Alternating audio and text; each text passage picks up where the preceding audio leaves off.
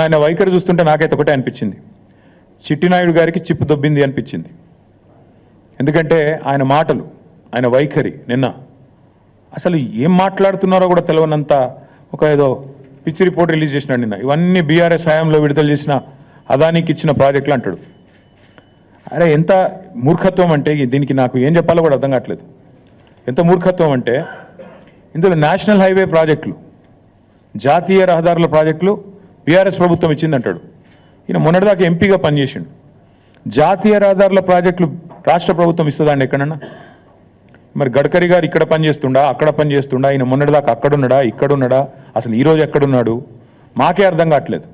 అంటే ఇంత మూర్ఖంగా, ఇంత మొండిగా ప్రజల యొక్క తెలివితేటల్ని తక్కువ అంచనా వేసి నోటికొచ్చినట్టు వాగుతాను.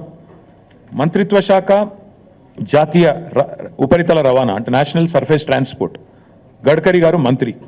ఆయన డిపార్ట్మెంట్ టెండర్లు పిలిచి అందులో అదానికి దేశమంతా వర్కులు వచ్చినాయి, ఈడొచ్చినాయి. అది మా కంట కడతానంటే ప్రజలు పిచ్చివాళ్ళు కాదు. ఇవాళ మా జర్నలిస్టు మిత్రులకు కూడా అన్నీ తెలుసు. ఏదో నువ్వు చెప్తున్నావు కాబట్టి వింటున్నారు, కానీ నిజానికైతే అప్పుడే ప్రశ్నించాలా మీరు కూడా. సార్ అవి జాతీయ రహదారులు కదా అని అడగలేదు ఎవరు, కాబట్టి ఇప్పుడు నేను చెప్తున్నా. రెండవది రక్షణ శాఖకు సంబంధించి అసలు మాకు చాలా ఆశ్చర్యంగా ఉంది. రక్షణ శాఖ రాష్ట్ర ప్రభుత్వ ఆధీనంలో ఉంటుందండి. రాజ్నాథ్ సింగ్ గారు ఏం చేస్తున్నారు మరిగా? రక్షణ శాఖ మంత్రి ఆయనకి ఎందుకు మరి?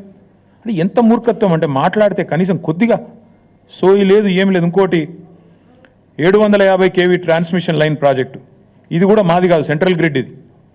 అరే ఇవన్నీ గింత పిచ్చిగా, గింత మూర్ఖత్వంగా, గింత అవగాహన రాహిత్యంతో ముఖ్యమంత్రి మాట్లాడితే ఆయన ఏమనాలా? చిప్పు దొబ్బిందనకపోతే ఇప్పుడు దయచేసి నేను మీడియా మిత్రులను కూడా కోరుతా ఉన్నా, ఏది పడితే అది ముఖ్యమంత్రి నోట్లోంచి రాగానే అవేం భగవద్గీత అయిపోదు, అందులోకి వచ్చేటి అని శ్లోకాలు అయిపోవు.